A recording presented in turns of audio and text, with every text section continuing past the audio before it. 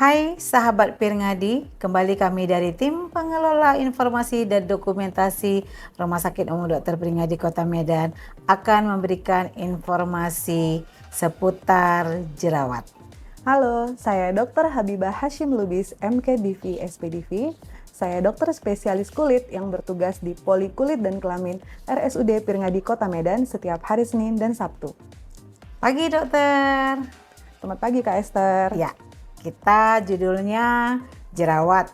Jadi jerawat ini nih persoalan nih dokter, mulai dari usia remaja bahkan sampai nenek-nenek nih. Iya, Jadi benar. hari ini kita bahas dulu nih dokter.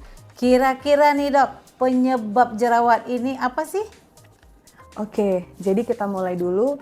Akne atau jerawat merupakan permasalahan dermatologi terbesar kedua setelah dermatitis. Akne dapat terjadi pada semua usia dan sebenarnya bisa sembuh sendiri.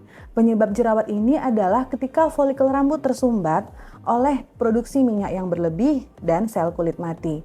Kulit kita ini sebenarnya memang memproduksi sebum ataupun minyak alami kulit yang berfungsi sebagai pelembab dan melindungi kulit dari suhu berlebih dan keringat. Namun ketika berlebih, minyak ini dapat menyumbat di folikel rambut dan pori-pori yang tersumbat ini merupakan tempat yang baik untuk tumbuhnya bakteri yang kita sebut dengan P. agnes. Kira-kira nih dokter, atau boleh masukan dari dokter pencegahan? Ya kita kan semua pengen cantik juga sih, biar nggak jerawatan gitu loh dok. Untuk mencegah jerawat, yang pertama harus jaga kebersihan, rajin cuci muka, tapi tidak boleh berlebihan. Karena kalau berlebihan nanti malah iritasi dan kompensasinya kelenjar minyak malah banyak memproduksi minyak lagi, air tersumbat.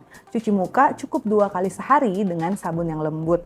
Selain itu juga hindari produk-produk seperti make up yang dapat menyumbat pori-pori. Lalu perubahan gaya hidup.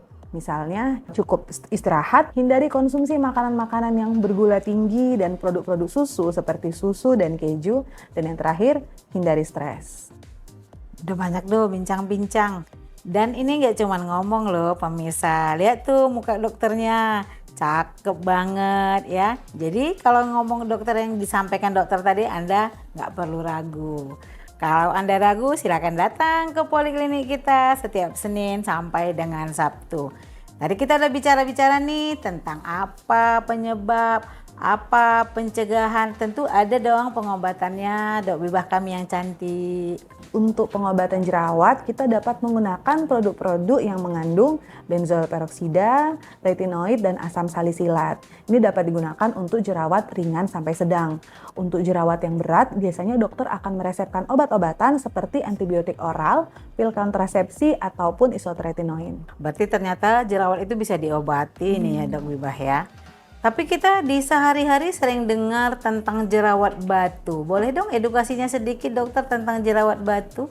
Oke, jadi sebenarnya perbedaan jerawat dengan jerawat biasa dengan jerawat batu itu ya, jerawat kan biasanya yang terlihat adalah komedo, pustul kecil, jadi beruntusan ataupun bintil-bintil kecil yang meradang atau bernanah ya. Nah, yang terjadi pada jerawat batu adalah jerawatnya biasanya lebih besar, mengenai lapisan kulit yang lebih dalam, lebih nyeri dan dapat meninggalkan bekas luka. Ya, jerawat batu ini obatnya sama dokter ya dengan yang tadi ada beberapa terapi yang dokter sampaikan? Iya benar, jadi kalau untuk pengobatannya nanti bisa dilihat dari derajat keparahannya. Biasanya dokter akan menilai karena belum tentu jerawat batu itu dia masuk kategori yang berat. Jadi ada derajat keparahannya Kak Esther. Thank you ya dok ya, udah banyak banget kita cerita-cerita. Tapi mau ada nih tambahan pertanyaan dokter. Seperti saya nih korban skincare juga pernah, muka saya pernah hancur, lebur. Tadi dokter bilang ada beberapa pengobatan dan ada beberapa terapi. Kira-kira nih dokter, kita pengen tahu, bisa nggak sih hilang bekas-bekas jerawat itu di wajah kita biar bisa kembali glowing gitu loh dok? Oke, untuk bekas jerawat dapat diatasi dengan berbagai metode seperti penggunaan krim-krim yang mengandung retinoid, perawatan laser, mikrodermabrasi, dan chemical peels.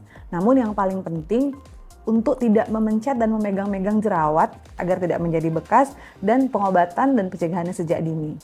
Demikianlah informasi dan edukasi dari kami seputar jerawat. Semoga bermanfaat. Jika Anda memiliki keluhan seputar jerawat atau kondisi kulit lainnya, dapat menemui kami di Polikulit dan Kelamin RSUD Pirngadi Kota Medan setiap hari Senin sampai dengan Sabtu. Dapatkan perawatan yang tepat dari tenaga medis profesional. Jangan lupa like, komen, dan subscribe. Terima kasih.